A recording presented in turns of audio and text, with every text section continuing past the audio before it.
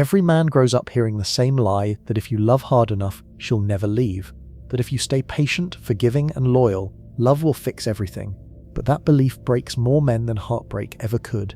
Men are taught to endure in silence, to hold the line no matter what, to stay even when they're disrespected, ignored, or diminished. Because walking away makes you cold. Because love is supposed to conquer all. But love doesn't conquer everything. Sometimes it just consumes you. Every man who's been broken by love started with good intentions.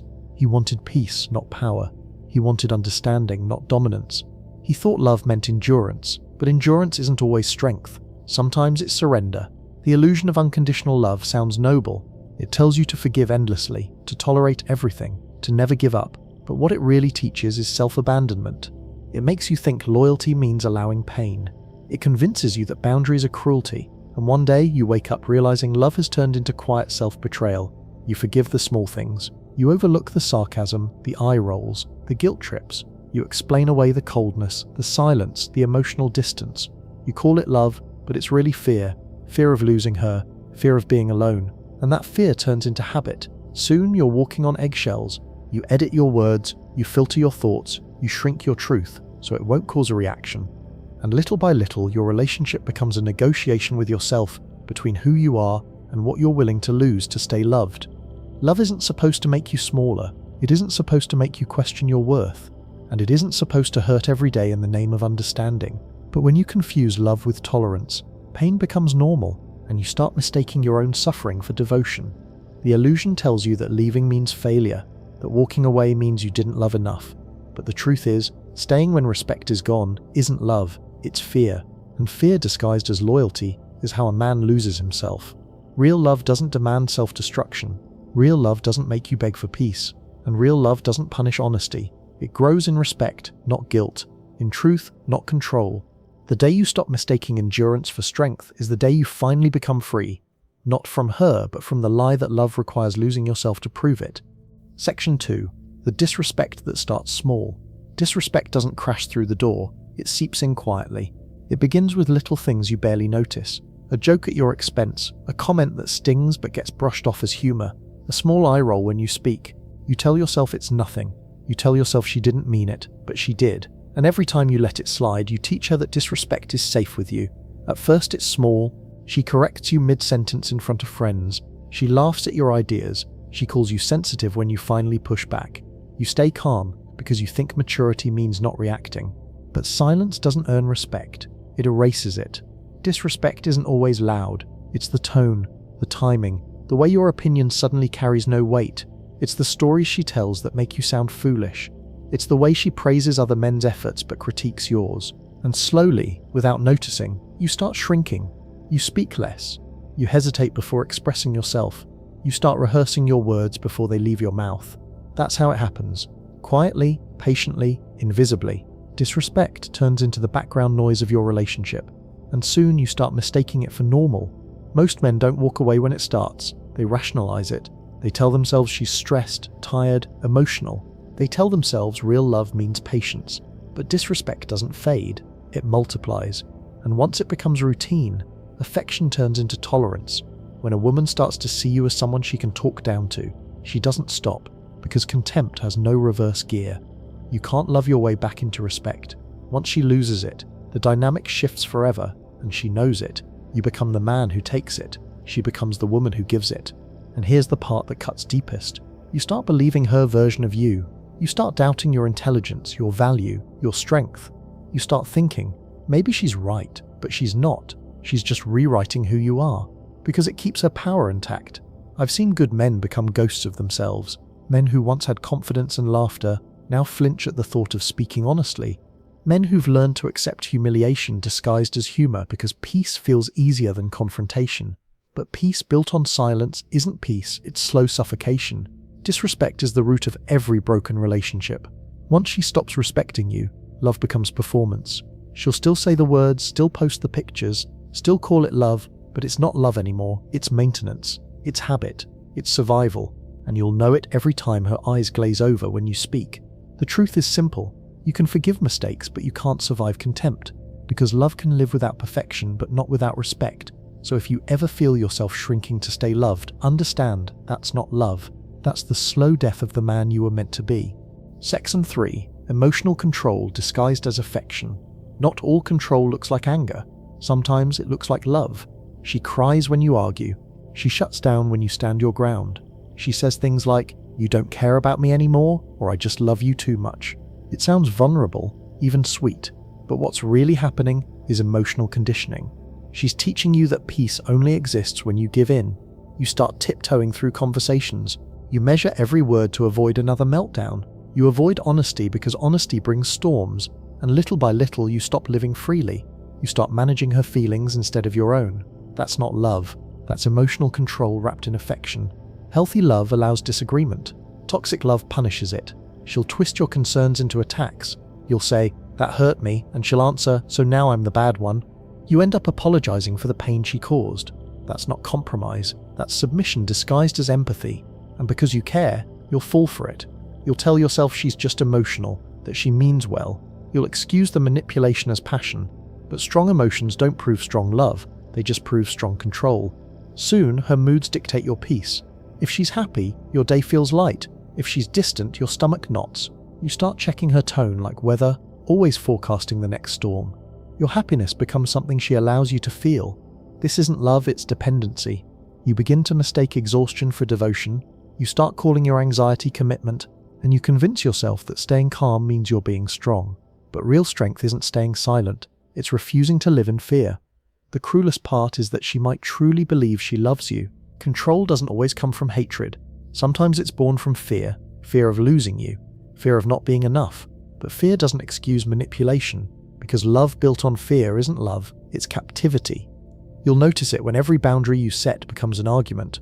When I need space turns into, "You're abandoning me." When I need to think turns into, "You don't care about us." When her emotions become weapons that hold you hostage. And by then you're not her partner anymore, you're her caretaker.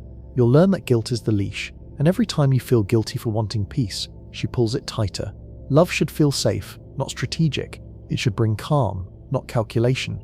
You shouldn't have to prepare your words like you're defusing a bomb. If you do, you're not in love, you're negotiating your freedom. The saddest truth, most men in this situation still believe they're doing the right thing. They think patience will fix it. But patience doesn't heal manipulation, it feeds it.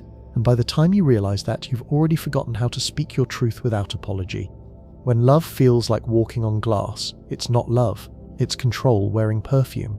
And no matter how soft the voice or tender the touch, if peace depends on your obedience, you're not loved, you're managed. Section 4. When support turns into surveillance.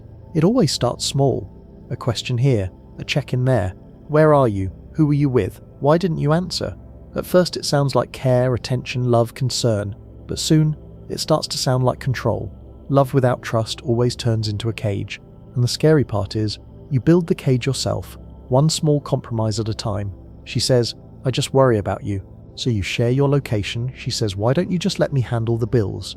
So you hand over control.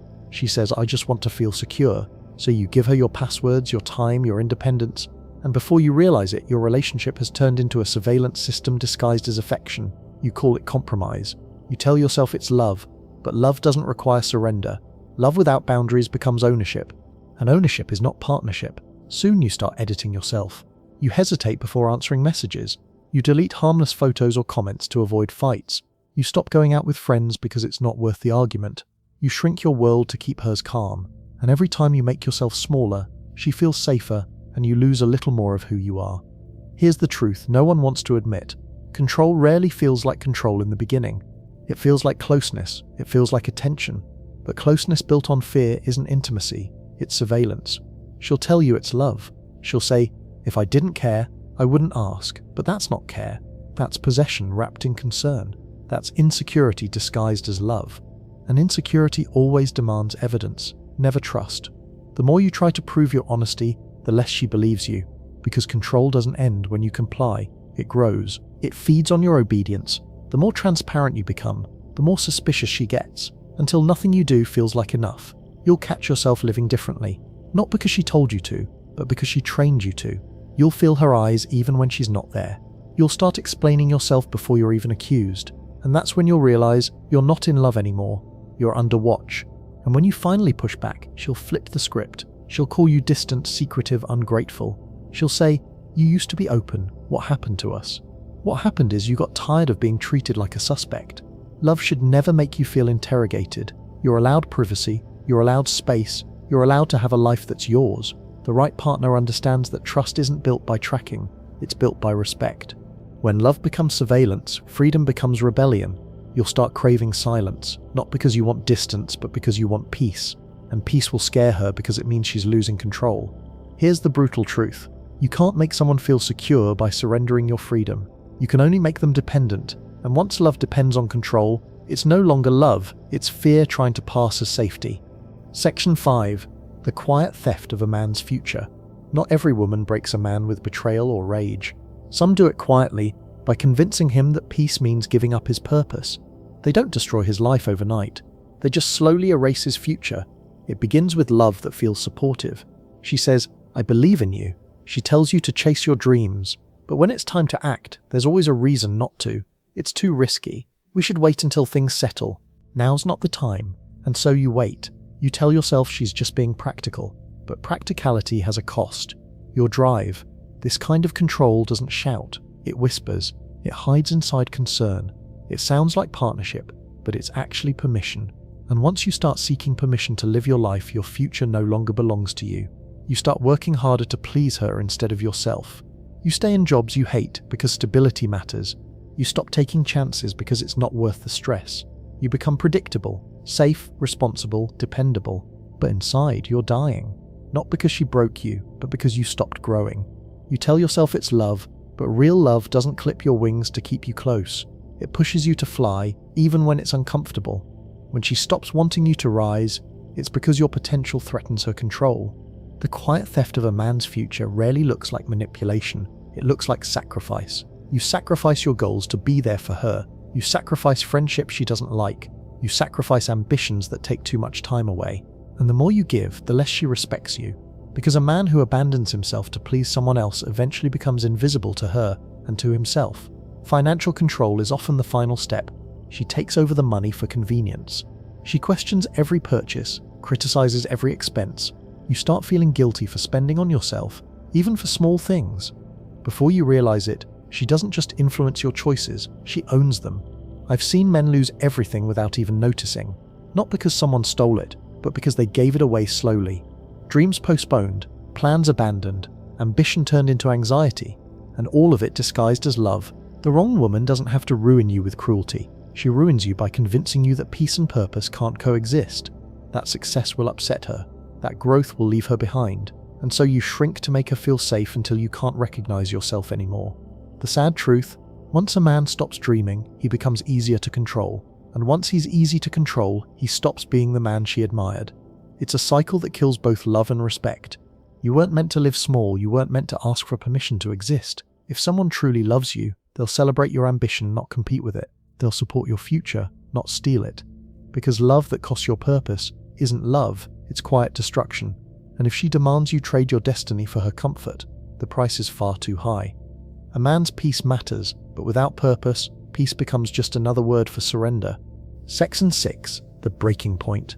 Every man reaches a moment when the silence in his life becomes too loud. He sits alone, staring at nothing, and realizes he's not angry anymore. He's empty. Not because of what she said, but because of what he allowed. Because he kept trying to fix something that was designed to break him. The breaking point doesn't always arrive with shouting or tears. It comes quietly. It's the morning he wakes up and feels no emotion when she speaks. It's the night he drives home slower because peace exists only in the space between leaving work and stepping through the door. It's that deep ache, not pain, not sadness, just a dull realization that love shouldn't feel like this. He remembers the man he used to be, the one who laughed easily, who had plans, who looked forward to things. Now he's careful, measured, muted. Every word he speaks feels like strategy. Every decision feels like risk. And every day feels like walking through fog, waiting for another storm. He's tired, not physically, but soul tired. Tired of being careful. Tired of explaining himself. Tired of loving someone who uses guilt as gravity to keep him from rising. He thought love was supposed to be a safe place. Now it feels like a trap he built himself. A man doesn't break all at once. He breaks in pieces, one compromise at a time. The first lie he forgives. The first insult he laughs off. The first boundary he abandons for the sake of peace. until one day there's nothing left to protect. At first he mistakes his numbness for calm. He tells himself, "I'm just done fighting," but deep down he knows he's given up. He's not calm, he's disconnected. He's no longer part of the relationship, he's surviving it. When a man stops caring, the relationship is already over. He might still be there, still showing up, still pretending for the kids or the image, but emotionally, he's gone. She senses it, and that's when the guilt begins. She'll say, "You've changed. You don't love me anymore." But what really happened is that he finally stopped bleeding for someone who never stopped cutting. The breaking point doesn't destroy him, it wakes him up. It reminds him that peace isn't found in tolerance, it's found in truth. It shows him that walking away isn't weakness, it's survival, and that loving yourself enough to leave is sometimes the most painful, necessary kind of strength. You can see it in his eyes when it happens. There's no anger, no yelling, no final speech, just a quiet decision that his sanity matters more than her approval. A look that says, "I'm done explaining why I deserve respect." That's the moment he takes his power back, not with rage, but with silence. Because silence is the one thing manipulation can't twist. It's the sound of a man remembering his worth. Breaking doesn't mean failure. It means you've reached your limit, and limits are healthy. They're the boundary between what you've endured and what you refuse to ever endure again. It's the start of healing, not the end of love, because real strength isn't in staying, it's in leaving the place where staying means losing yourself. And when a man reaches that point, when peace becomes more valuable than love, he's not breaking down, he's breaking free. Section 7. The escape and resurrection. Leaving doesn't happen in one dramatic moment. It happens in silence, in the small, invisible decisions a man makes long before he walks out the door. The day he stops arguing, the day he stops hoping, the day he realizes her peace will always cost his own. That's when he truly leaves, long before his body follows. The escape isn't loud, it's not fireworks or revenge. It's a quiet car ride at midnight. No music, no plan, just space. It's a man breathing like it's the first time in years. It's the sudden calm that comes when you finally stop trying to fix what was never broken, just poisoned. Leaving feels strange at first. You expect relief, but what you feel is grief. Not for her, but for the version of you that tried so hard to make it work. You feel guilty for wanting peace. You feel selfish for choosing yourself. That's how deep the conditioning goes. You've been taught to feel bad for saving your own life. But here's the truth. You don't owe anyone your destruction. You don't have to explain your exit. You don't have to justify choosing freedom over chaos. Because the moment you walk away, you're not abandoning love. You're abandoning pain disguised as love. The world will tell you that men are supposed to endure, to be stoic, to fight, to stay. But real courage isn't staying where you're dying. It's walking out when you finally see what's killing you. Leaving isn't running. It's returning to the man you were before you forgot yourself. At first, the quiet feels uncomfortable. You'll wake up reaching for your phone, expecting an argument that never comes. You'll have nights when you miss the chaos, not because you want her, but because you got used to the noise. But with time, the silence becomes your friend. It starts to feel like home. You'll notice it in the small things, the way the air feels lighter, the way your body finally relaxes, the way you start smiling again without realizing it. Your appetite returns, your focus sharpens, you remember what peace sounds like, and it's almost overwhelming. That's what healing looks like, not instant happiness, just quiet moments of self-respect returning. You stop apologizing for existing. You stop explaining your boundaries. You stop missing someone who only loved you when you were weak. And one day, without fanfare, you realize something powerful. You're not angry anymore. You're not bitter. You just don't care. And that's real freedom. Not needing closure, not needing revenge, not needing her to understand. Because she doesn't need to. You do. And now you finally do. You'll rebuild slowly, piece by piece. A man's resurrection doesn't come from grand gestures. It comes from stillness. From getting up, showing up, and choosing peace every single day. You'll start setting boundaries, not to keep love out, but to protect your peace when love arrives again. And yes, love will arrive again, but this time, it'll be different. It won't ask you to sacrifice your purpose, it won't punish your honesty, it won't make you smaller, it'll feel calm, real, simple. Because once you've tasted freedom, you'll never mistake control for love again. You'll look back and realize you didn't lose anything. You reclaimed everything. Your energy, your dignity, your future. You'll understand that leaving wasn't failure, it was self-respect in action. And that's the final truth every man needs to hear. You were never hard to love. You were just with someone who didn't know how.